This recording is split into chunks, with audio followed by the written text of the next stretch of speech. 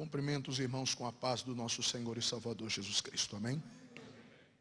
Queridos irmãos, aproveitando que estão sobre os pés, munidos do exemplar da Bíblia Sagrada, abram-na no texto que está inserido no livro de Jó, capítulo 3, versículo de número 25. Livro de Jó, capítulo 3, verso de número 25. Muito bom estarmos em nossa igreja. Agradecer a pessoa do nosso presidente, pastor José Wellington, como também nosso vice-presidente, pastor Wellington Júnior, pastor Paulo Moraes, por toda a oportunidade que aqui é nos concedida. Jó capítulo 3, versículo 25 diz assim: porque aquilo que eu temia me sobreveio, o que eu receava me aconteceu. Mais uma vez, porque aquilo que eu temia me sobreveio, e o que eu receava me aconteceu. Tomai vossos assentos, por favor.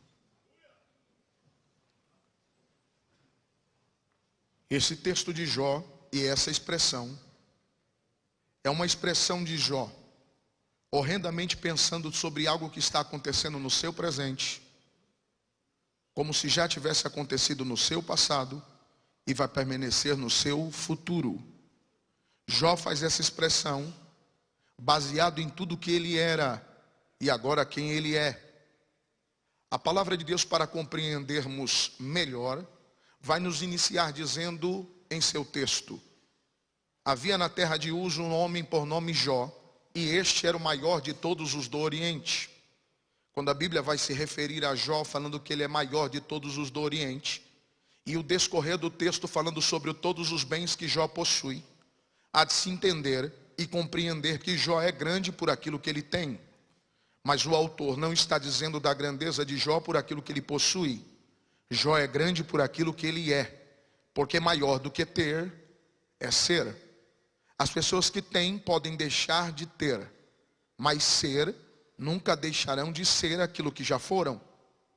Ser é algo que vai estar no passado, no presente e no futuro. Normalmente as pessoas costumam, para aproximar outras dela, possuir aquilo que não precisam, gastando dinheiro que não têm, para agradar pessoas que não merecem. E todas as vezes que as pessoas se aproximarem de nós por aquilo que possuímos, ao descobrirem quem nós somos, elas se afastarão de nós. Jó é um dos homens de toda a Mesopotâmia até o Oriente, que não havia um homem, uma pessoa, que não estava ao seu redor. Jó, até os mais velhos procuravam os seus conselhos. Os mais novos se aproximavam de Jó porque sua mão sempre tinha algo para entregar, para doar. Seu coração era voluntário. A Bíblia vai dizer que Deus lhe dera 7 filhos homens e 3 mulheres. Jó tinha as duas características em todo o Oriente, que todo homem que olhasse para ele, veria que Jó tinha Deus em sua vida. Dependendo da crença dos homens daquela localidade, eles deveriam ver o que acontecia na vida do homem, para determinar se os deuses ou Deus, dependendo da crença, era sobre a vida dele. O que esse homem deveria ter? Ele deveria ser próspero, ele deveria ter filhos. Isso caracterizava então que o Eterno estava sobre a vida de Jó. A palavra de Deus vai dizer que os filhos de Jó, cada um faziam banquetes no seu dia. Filhos aqui denota o sexo masculino, são os homens que faziam os banquetes em cada um nos seus dias. O sexo feminino não faria.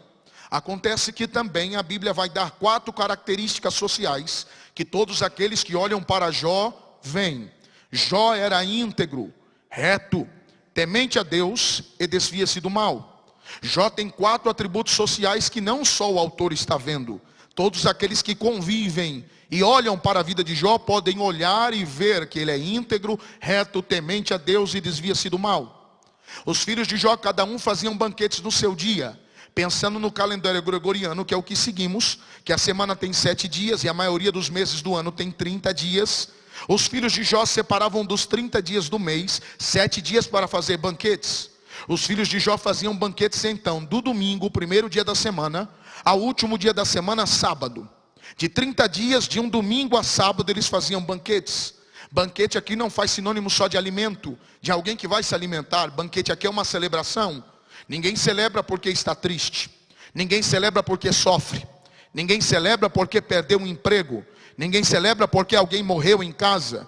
Ninguém celebra porque está doente. Se eles estão celebrando algo que está acontecendo de bom. O que acontece na casa dos filhos de Jó, para que eles passem a celebrar durante 7 dias?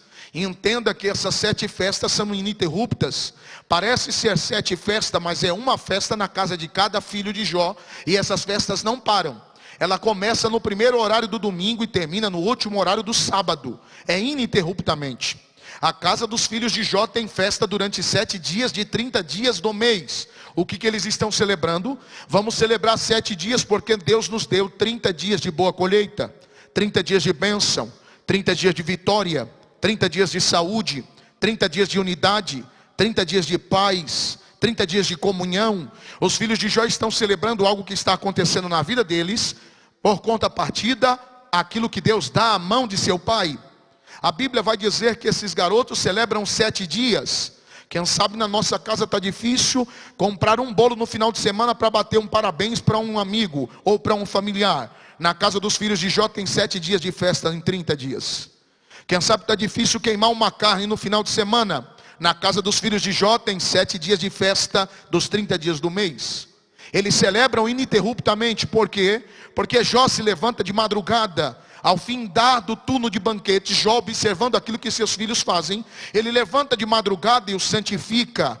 Se Jó santifica é porque alguma coisa está acontecendo de errado para santificá-los. Ele mesmo diz, vai que eles blasfemaram em seu coração e pecaram contra Deus. Jó sabe que seus filhos não valem muita coisa. Então antes de sacrificar a Deus, eles os santificam.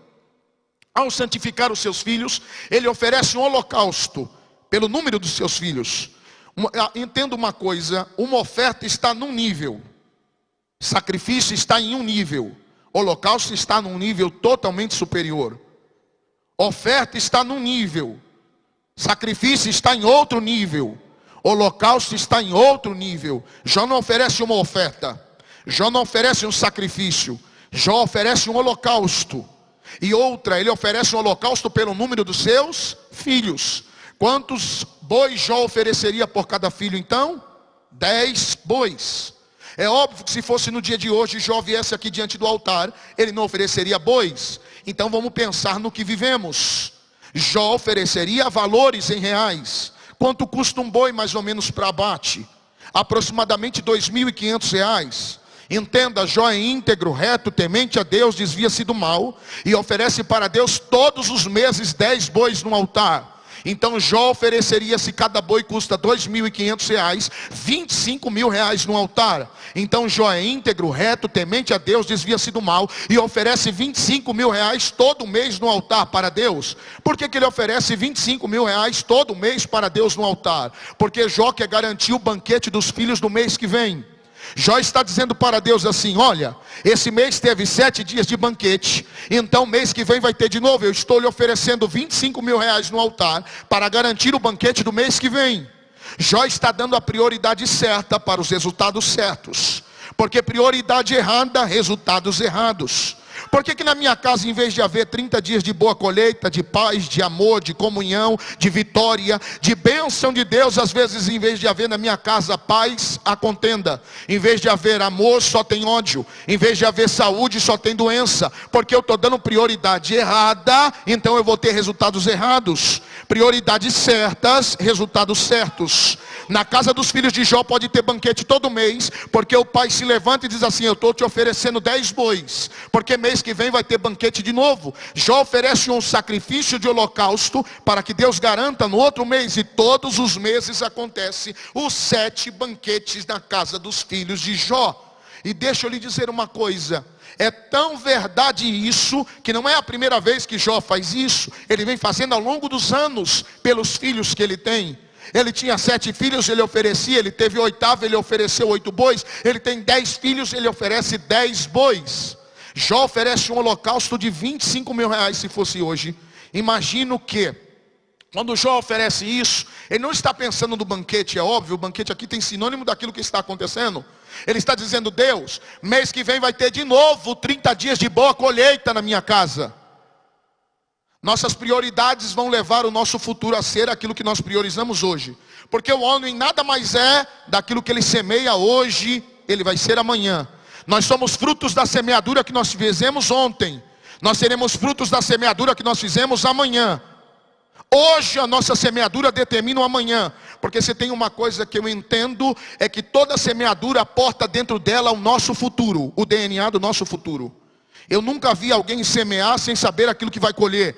Toda semente determina o que nós vamos colher e quando nós vamos colher. Porque a semente deve ter um tipo e a semente deve ter uma qualidade. O que determina o que eu vou colher é o tipo daquilo que eu planto. O que determina quando eu vou colher é a qualidade daquilo que eu planto. É isso que é fé. Ou seja, se a sua semente tiver uma boa qualidade, você já sabe o que você vai colher amanhã. Se tem uma coisa que desperta o nosso futuro, é a semeadura de hoje. Você semeia, o teu futuro já desperta agora, dizendo assim: pode vir que eu estou te esperando. Pode vir que eu já estou lhe esperando, já estou lhe aguardando. Eu fico preocupado, as pessoas querem ter bons amigos, um exemplo apenas. Só que ela semeia contenda no meio de todo mundo. Ninguém uma hora vai querer ser teu amigo mais. O que você semeou é aquilo que você está colhendo. Eu acho imprescindível pensar aqui em semeadura. Porque o que Jó está fazendo nada mais é dizendo para Deus: eu estou determinando o que meus filhos vão ter mês que vem. As pessoas fazem prioridades para tantas coisas. Um exemplo, por exemplo. Um homem no nosso condomínio no Rio de Janeiro, em Nova Iguaçu, chegou, passou por nós no elevador e disse assim: olha, é Copa do Mundo ano passado. E disse assim: rapaz, o meu salário não dá muito para mim comprar a televisão de 60 polegadas. Mas eu vou comprar, porque eu quero ver o jogo do Brasil. Aconteceu que ele comprou a televisão, parcelou na Casas Bahia em 24 prestações. Ele tem o carnê até hoje para ver o Brasil perder. Agora no salário dele está faltando dinheiro para ele pagar um imposto do prédio onde ele mora, do apartamento onde ele mora. Quem sabe se ele não tivesse comprado a televisão, ele teria o dinheiro para pagar o imposto. Então o resultado que ele está tendo hoje foi do que ele decidiu ontem. A sua prioridade vai determinar onde você vai chegar. É igual orar. As pessoas dizem que não tem mais tempo para orar. Não, não é que você não tem mais tempo. É porque oração não é prioridade. Aquilo que eu priorizo é aquilo que eu vou receber. Eu acho impressionante. Os filhos de Jó recebem da parte do pai por aquilo que ele sacrifica. E entenda bem, Jó é íntegro, reto, temente a Deus, desvia-se do mal e oferece 25 mil reais no altar. Mas mesmo Jó sendo assim, um belo dia Satanás chega numa reunião. A Bíblia chama de assembleia dos santos, não é de anjos. As pessoas costumam dizer que é no céu, não é no céu. Isso acontece aqui na terra. Primeiro que Satanás não morava no céu. Alguém que pensa assim, ele é lá de vez em quando. Tanto é que ele vai dizer: subirei e estabelecerei um trono acima do Altíssimo. Para ele dizer isso é porque ele vai lá, ele tem que ir até lá. Então ele vai lá de vez em quando, agora nem lá ele entra mais. Ele não é no céu, é numa reunião de santos. Satanás se apresenta, ele pode não ir no céu, mas de vez em quando ele vem na igreja. A Bíblia diz que quando ele se apresenta, Deus pergunta, se revela a ele dizendo: da onde tu vens, Satanás? Eu vim de rodear e passear pela terra. Há alguém que usa essa expressão rodear e passear pela terra como sinônimo de desocupação. Nunca foi. Satanás está falando a verdade, porque a pergunta de Deus é retórica. Aquele a quem recebe sabe que quem está fazendo não tem como mentir para ele, tem que dizer a verdade. Satanás está dizendo: o Senhor é onipresente, o Senhor está em todos os momentos, em todos os lugares, mas eu não tenho esse poder. Para mim governar a terra, eu tenho que rodear e passear por ela. Vou repetir, ele está dizendo a verdade. O Senhor pode estar em todos os lugares, em todos os momentos, porque o Senhor é onipresente. Mas eu não. Para governar a terra, o mundo jaz no maligno, eu tenho que rodear e passear por ela. O mundo já é meu, mas eu estou fazendo o meu papel, rodeando para governá-la. Aí Deus pergunta: então você viu meu servo Jó? Se você rodeia, você viu meu servo Jó. Homem, por que Deus antecede? Não faz a pergunta e espera uma resposta. Antes da resposta, Deus já dá aquilo que Satanás menos esperava. Porque Deus, sendo onipresente, onisciente, o dono do futuro, o atemporal, ele já sabe o que Satanás foi fazer. Satanás foi colocar e acusar a Jó ser semelhante a ele. Então Deus, antes dele falar qualquer coisa, já diz: então você viu meu servo Jó? Íntegro, reto, temente, e que se desvia do mal. Quem está falando sobre Jó aqui? É o autor agora ou é Deus? Deus. E Deus fala daquilo que ele vê, ou Deus fala daquilo que ele sabe? Deus fala daquilo que ele sabe. Então Deus está dizendo assim: não venha acusar o meu servo, porque você só o vê, mas eu o conheço. Você só está vendo, mas eu o conheço. Será que Deus pode dar testemunho da nossa fé aqui hoje? Será que Deus pode dar testemunho da minha fé aqui hoje, pastor Veiga, com todo respeito, citar o seu nome? Será que Deus pode dizer: eu conheço, porque com Ele habita a luz, e Ele sabe quem está em trevas? Eu conheço, não vem acusar Ele não, porque Ele é íntegro. Deixa eu lhe dizer uma coisa, sabe o que Deus está dizendo aqui claramente? Ele é íntegro. Integridade não é o que você faz agora, integridade é uma história. Vou repetir isso aqui. Tem pessoas que querem se portar como íntegro pelo que ele está executando agora. Integridade não é o que você executa agora. Integridade é o que você é ao longo de uma caminhada. Deus está dizendo assim: eu conheço Jó do dia que ele nasceu até agora, rapaz. Ele é íntegro. Segunda coisa que eu quero deixar por destaque aqui: ele é reto. Você sabia que essa expressão reto no Antigo Testamento só é utilizada 2 vezes? Por Deus, ele é reto. A segunda palavra é em Ezequiel. E ele podia andar em meio às pedras afogueadas.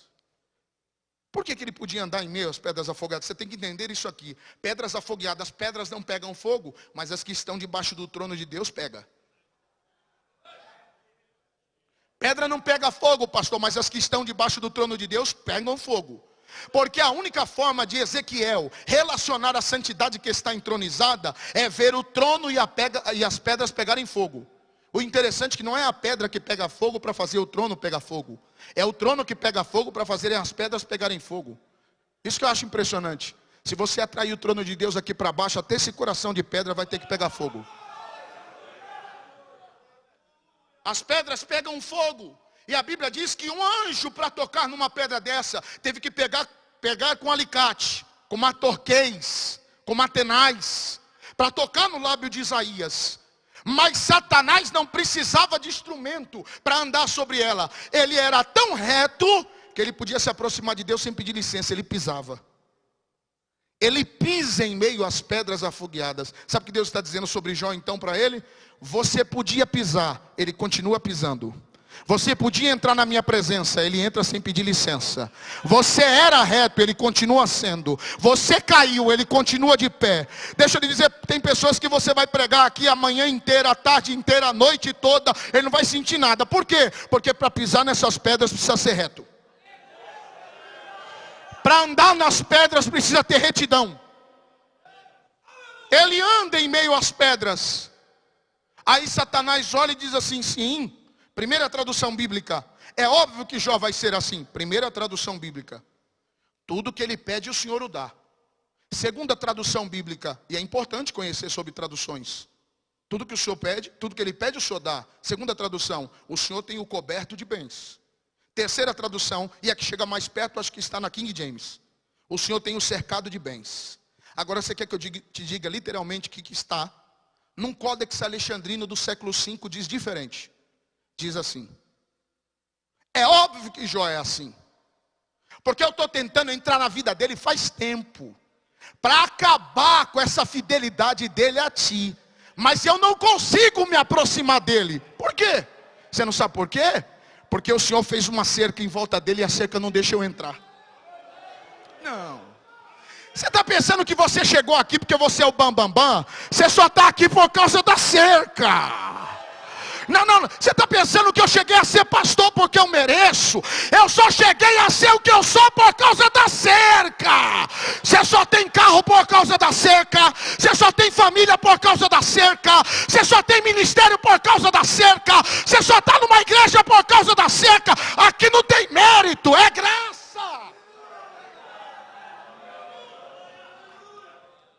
Tem uma cerca em volta dele e a cerca não deixa eu entrar. Ué, a cerca não deixa você entrar? Não, a cerca não deixa eu entrar. Então faz o seguinte, eu quebrei a cerca, pode entrar. Cuidado, viu?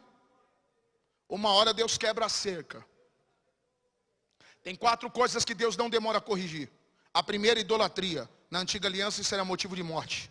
A segunda coisa que Deus não demora a corrigir, olhos altivos. Porque Deus odeia a soberba. A soberba é a maior característica de Satanás. A humildade é a característica de Deus. A terceira coisa que Deus não demora a corrigir, quando o maior pisa no menor, porque justiça só pertence a Deus. Nunca use da posição que Deus te colocou para pisar em ninguém. A humildade precede a honra. Deus resiste aos soberbos, mas dá graça aos humildes. Se tem outra coisa que Deus não demora a corrigir, está em Provérbios. As 6 coisas que Ele odeia, a 7ª Ele abomina. Os que semeiam contendem entre os irmãos. Você não viu, você não fala. Você não ouviu, você não sabe. Mesmo se viu e se não ouviu, se não edifica, não diga para ninguém.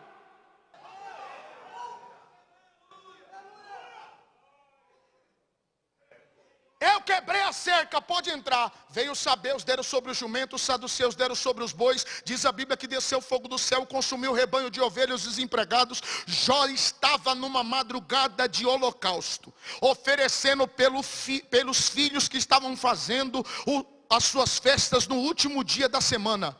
Quando ele está oferecendo, ou quem sabe limpando as mãos do sangue do boi, chega o último mensageiro e diz assim: Jó, sacrificou já pelos filhos? Sim, pois é. Deus te deu de presente 10 caixão na sala para você ver lá. Espera aí, ele é íntegro, ele é reto, ele é temente a Deus, ele desvia-se do mal e oferece 25 mil reais no altar. Em vez de Deus proteger o que ele tem, Deus vai lá e toma. Tem alguma coisa errada. Eu aprendi a vida toda que se eu dou para Deus, Deus no mínimo que faz é proteger o que eu tenho. Essa é a maior falha do cristianismo desse tempo. Porque a gente sobe no púlpito para pregar que Deus só dá. Não, Deus vai te dar vitória. Deus vai mudar a tua história. Deus vai mudar a sua vida. Esse é o evangelho mais mentiroso que nós pregamos em cima do altar. Porque Deus não só dá. A Bíblia diz que quando falam para Jó, ele cai sobre si em uma tradução. As traduções mais minuciosas dizem que ele desmaiou. Jó desmaiou. Perder 10 filhos é sinônimo de desmaio mesmo. Ele desmaia. Quando ele desmaia, abana o rosto, jogam água sobre o rosto dele. Quando ele desperta, ele rasga as vestes, se joga na cinza e grita: Deus deu, Deus tirou. Peraí, não foi o diabo, não. O diabo só fez o que Deus ordenou. Vai lá e toma. Eu estou te ordenando. O meu Deus dá, mas também tira. O meu Deus exalta, mas também abate. O meu Deus dá a vida, mas também ainda mata.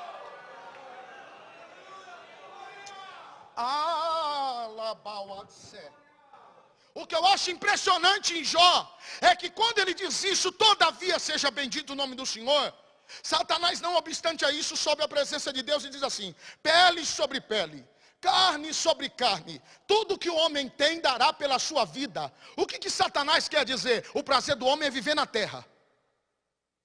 O homem não está preocupado se o Senhor tirou tudo. O prazer dele é viver na terra. E o céu de muita gente é a terra. Pode perceber.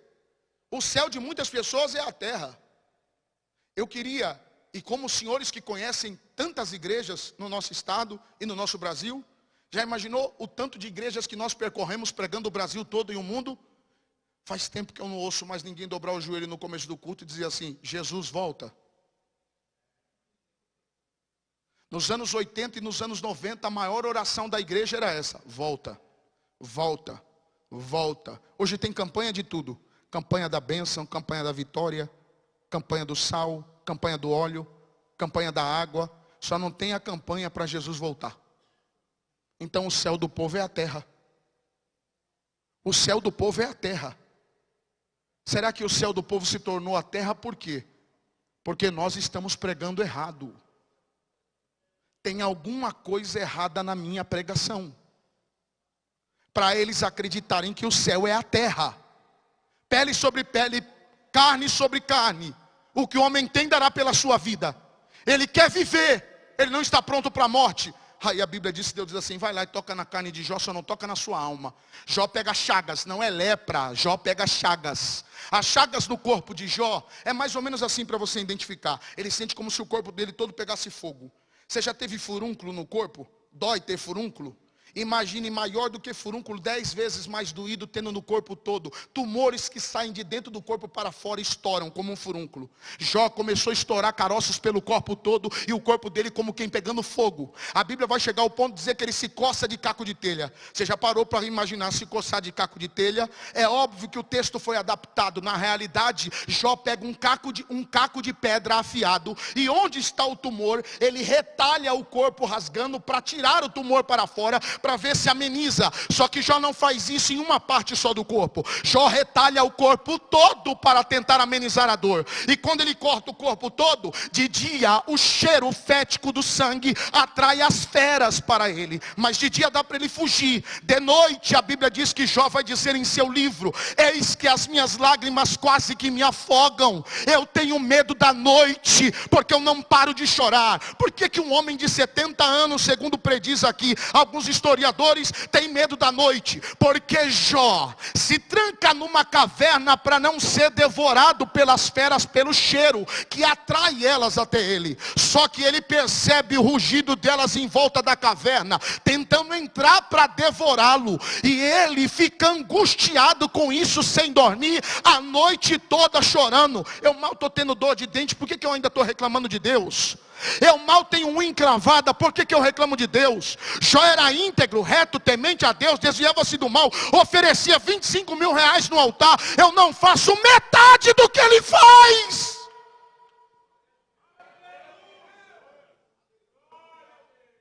Os animais estão tentando devorá-lo. Jó está desesperado, porque há 3 vidas que falam sobre a vida de Jó. A primeira fala vem de Satanás, e é a voz da destruição. A segunda voz que fala sobre a vida dele é a voz dos amigos. Deus lhe abandonou, porque Jó perdeu as 2 maiores características que revelava que Deus era na vida dele: a prosperidade e os filhos. Você percebeu que a única coisa que o diabo não tocou foi na mulher?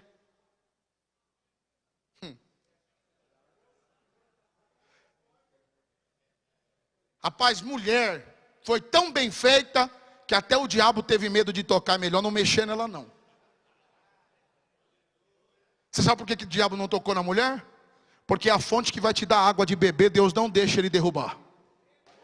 A fonte que vai te dar vitória, Deus não vai deixar ele destruir. A fonte que vai te dar gozo, Deus não vai deixar ele tampar. A Bíblia vai dizer que Jó está num estado que ele mesmo olha. E a terceira voz que fala é a voz dos amigos. Sabe por que os amigos olham para Jó durante 7 dias sem falar nada? Porque eles estão esperando Jó morrer, mas Jó não morre. No 7º dia diz assim: nem a morte quer te levar, Deus te abandonou. Mas tem um porém que eu acho imprescindível dizer aqui. É que quando eles falam isso, Satanás está com um plano de deixar Jó solitário. E você sabia que a solidão não é a ausência de pessoas? Psicologicamente falando, e na psicanálise, a solidão é quando o homem perde o propósito de viver.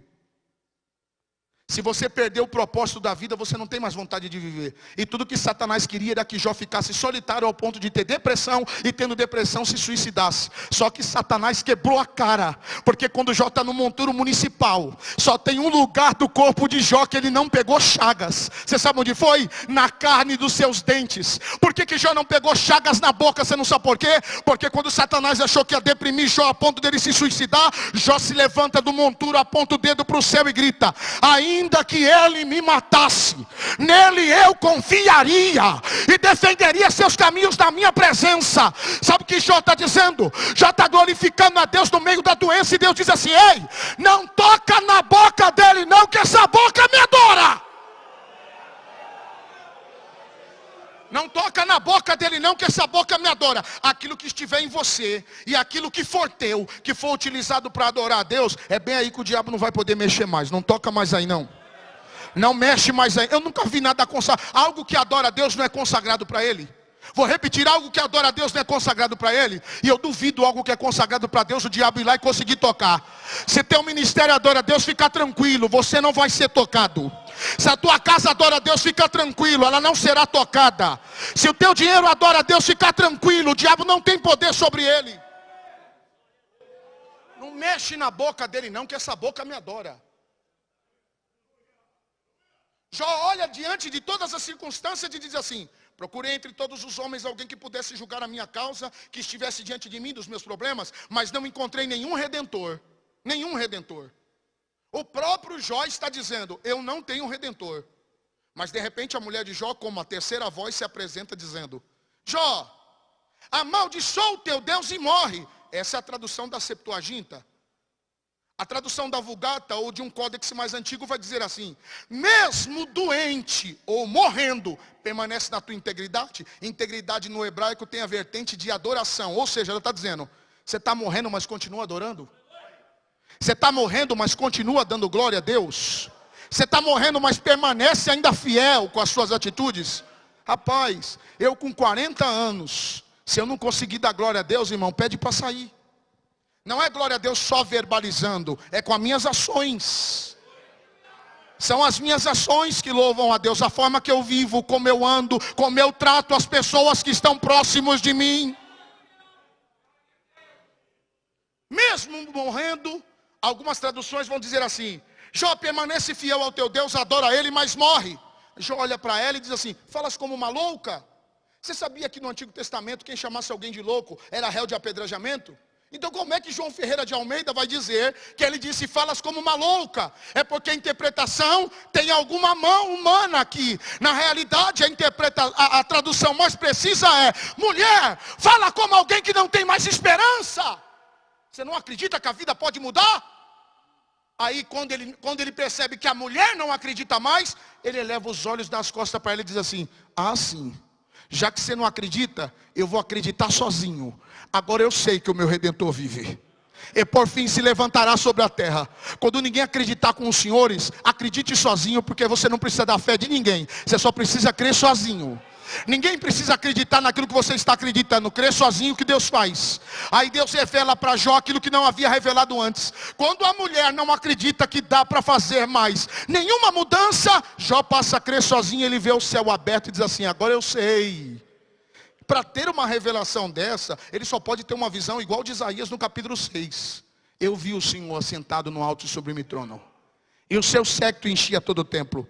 Agora eu sei que o meu Redentor vive, e por fim se levantará sobre a terra. Além de consumir da minha pele e na minha carne, eu verei a Deus. Você percebeu que se você ler o texto de Jó e o livro dele, antes desse capítulo ele vai desejar a morte? Jó não está desejando a morte porque tem medo. Jó está desejando a morte porque ele sabe que a vida pode não melhorar, só vai piorar. Então ele deseja a morte numa atitude de fé. Ou seja, só quem pode me levar para um lugar melhor é Deus, só Ele. Agora ele já muda. Ele, quando vê que a mulher não crê e passa a crer sozinho, ele passa a enxergar algo que ele nunca enxergou. O que? O meu Redentor vive, e eu não vou morrer sem ver o favor de Deus ainda em vida. Para melhorar ainda mais, quando Jó eleva a voz a dizer isso, uma das coisas que me chama a atenção é que no capítulo 37, no 36 e no 38, Jó vai começar a questionar a Deus dizendo assim: então já que o meu Redentor está vivo, onde ele estava? Que me permitiu todas essas coisas. Essas coisas sobreveio sobre mim mesmo o Senhor estando vivo. Jó começa a questionar. E o que eu acho impressionante é que não acontece na nossa vida nada do que aconteceu na vida de Jó. Por que será? Porque Jó não tem algo que eu e você sempre tivemos. Pedro, uma vez se achando o cara com a sua soberba, chegou diante dos discípulos e começou a verbalizar tão agressivamente, que Jesus chegou assim sorrateiramente e diz assim: Pedro, Pedro, deixa de ser soberbo, rapaz. Hoje mesmo Satanás pediu para se ir andar contigo. Porque para quem não sabe, a maior característica do traidor é a soberba. E para quem não sabe, o primeiro candidato a trair Jesus não era Judas, era Pedro. Por isso Jesus intercedeu, senão Pedro ia ser o traidor. Você é tão soberbo, Pedro, que se eu não intercedo, tu não suportaria. Como Satanás não conseguiu pegar o soberbo, ele pegou o Judas avarento. A segunda característica do traidor é a avareza. Todo avarento trai, pastor. Todo avarento trai. Todo soberbo trai. E todo avarento trai. Pode ter certeza.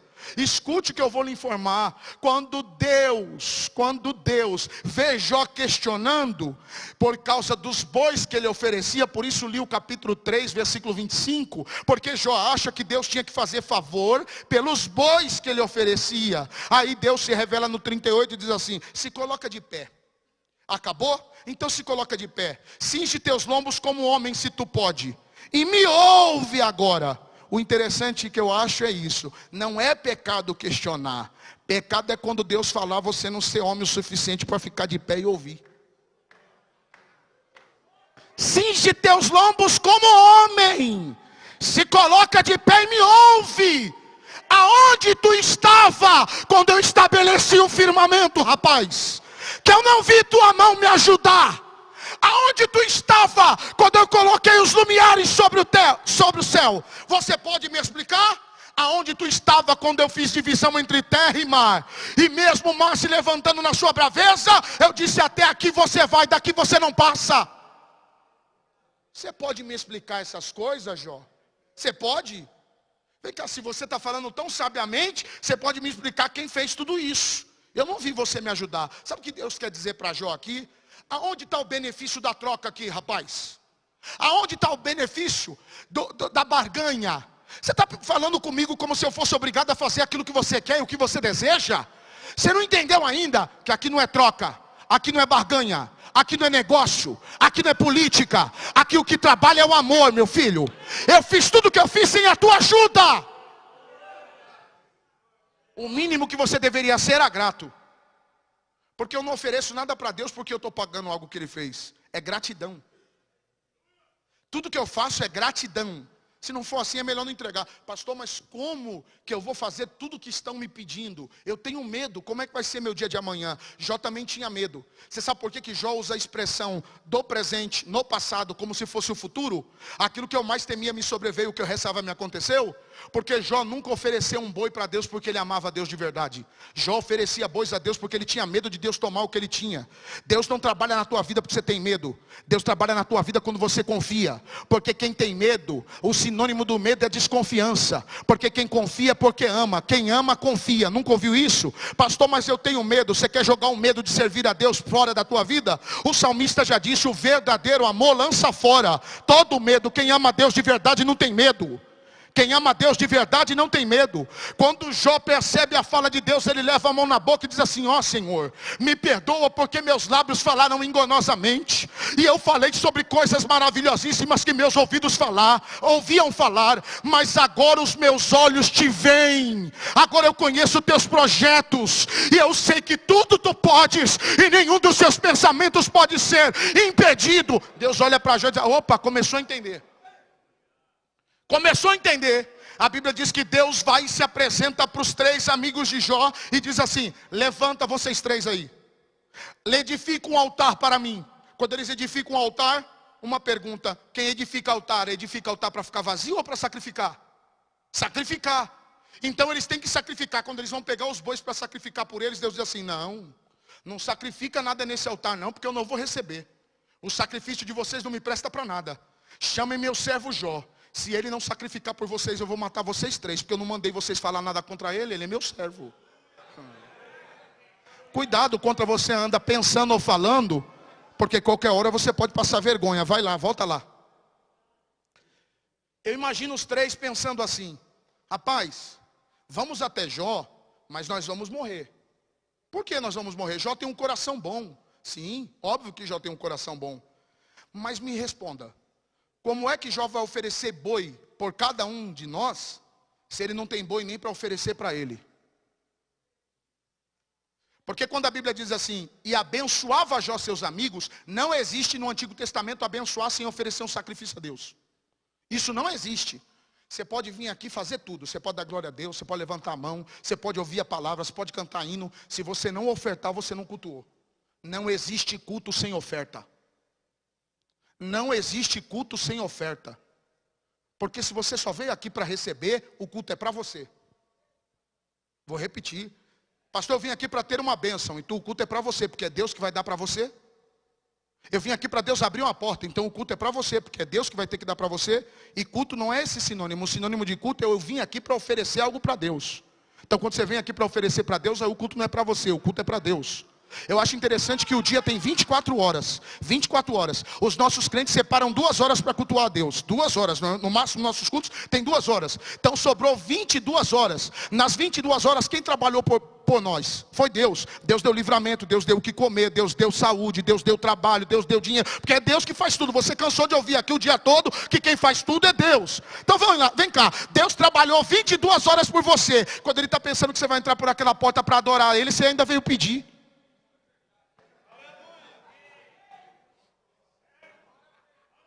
Tem alguma coisa errada nesse culto. Tem alguma coisa errada nesse culto. Então o culto não é para o Senhor.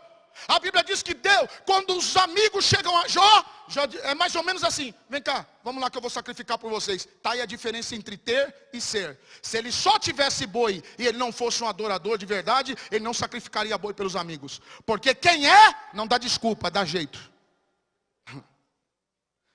Eu não tenho, mas eu vou dar um jeito. E a Bíblia diz que Jó sacrificou um boi por cada amigo. Porque abençoar aqui é sacrificar. Quando Jó sacrifica um boi por cada amigo, o que eu acho impressionante é isso aqui. Deus vira o cativeiro de Jó. Virar aqui não é virar assim não. Virar aqui quer dizer desavessar. Sabe o que a Bíblia está querendo dizer? A vida de Jó está do avesso. Mas mesmo do avesso ele sacrifica pelos outros. Então eu vou desavessar a vida dele agora. E a Bíblia diz que quando ele sacrificava pelos amigos, Deus deu em dobro tudo aquilo que ele havia perdido. Você quer receber em dobro? Então aprenda a abençoar alguém, porque você só recebe aquilo que você faz. E quando Jó sacrificava pelos amigos, Deus dá em dobro tudo aquilo que ele havia perdido. Parece que eu estou vendo Deus falando assim, ele aprendeu a lição da prova. Qual é a lição da prova? Jó, você não tem nada e você está oferecendo boi para os seus amigos? Então você aprendeu a lição. Porque quando você tinha tudo, você me servia como não havendo nada. Agora que você não tem nada, você me serve como quem tem tudo. Então eu vou te dar em dobro tudo que você perdeu. Você pode não ter tudo aquilo que Deus merece, mas você é obrigado a servir a Deus com tudo aquilo que Ele tem te dado. Porque quem não serve a Deus com aquilo que Ele tem lhe dado, até o que tem lhe será tirado. A palavra de Deus vai dizer que quando Deus dá em dobro, você percebeu outra coisa? Que a mesma mulher vai gerar 10 filhos para Jó. Não é outra mulher, não é a mesma. Você não entendeu isso aqui não? Não adianta trocar de mulher. Deus vai te dar vitória com essa mesma mulher aí. É essa mesma. É essa mesma mulher aí. Não tem jeito. Vai ser com essa mesma. Que agora está uma onda de trocar de esposa. É essa mesmo. Eu disse numa determinada reunião que só pode falar de casamento quem casou uma vez só. Quiseram me matar, mas eu estou mentindo? Só pode falar de casamento quem casou uma vez só. Vem falar de adultério se você casou de novo. Casou pela segunda vez, vem falar para mim de quem caiu. Para falar de algumas coisas na Bíblia, tem que ter legitimidade para ter moral.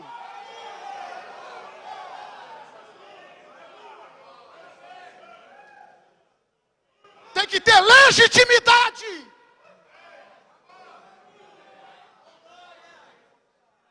A Bíblia diz que dá 10 filhos para Jó. Mas pastor, não é o dobro? Só que os primeiros filhos do primeiro casamento eram solteiros. Os primeiros filhos do começo da vida eram solteiros. O segundo filho do segundo estágio da vida casaram. Cada nora e cada genro que vem é filho. Então é 20 filhos.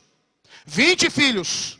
40 netos. 80 bisnetos. 160 tataraneto. Como é que o senhor sabe disso? Porque deu em dobro. E a Bíblia vai dizer que ele viu até a 4ª geração. Para ver até a 4ª geração, ele tem que ter vivido mais de 200 anos. Como é que alguém vive mais de 200 anos? E ver aqui não é ver de olhar. Viu até a 4ª geração, quer dizer vivenciar. Ele viu nascer, ele carregou no colo, ele correu atrás, ele deu uma madeira. Não entendeu ainda não? Não era mais Jó que tinha medo da morte. Era a morte que tinha medo de Jó. Eu vou fazer o que com esse camarada? Se nem o diabo venceu ele, eu vou esperar ele chamar. Porque quem ama a Deus, nem a morte pode temer mais. Nem a morte teme mais.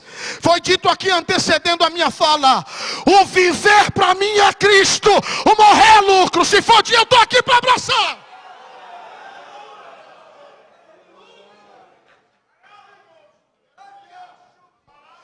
Eu lembro de Inácio, um dos apóstolos da igreja da Ásia Menor. Soltem as feras depressa.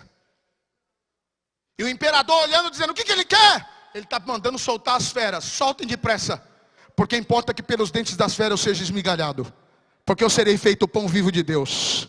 E essa minha carne, quando cair na arena, vocês não estão matando um homem, vocês estão apressando um servo de Deus a entrar nos portais da eternidade.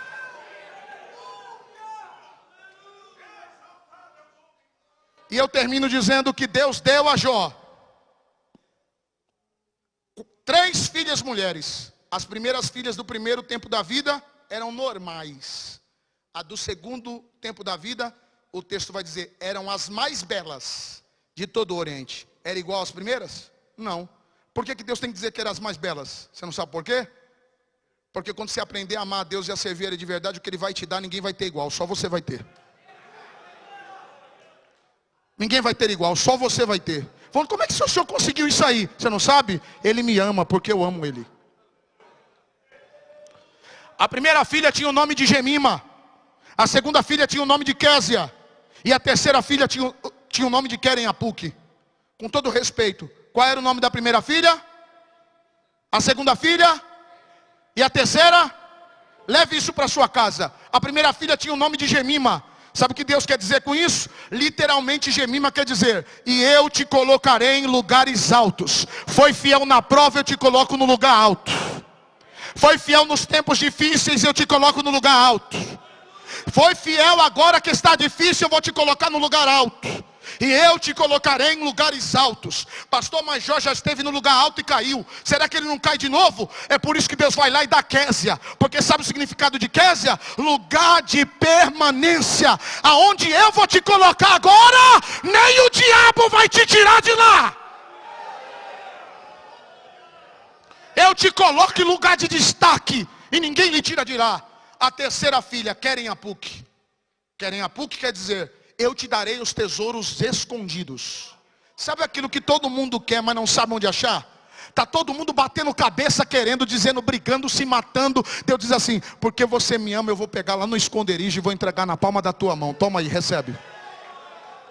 Que o Senhor te abençoe e te guarde. Que o Senhor faça resplandecer o seu rosto santo sobre ti.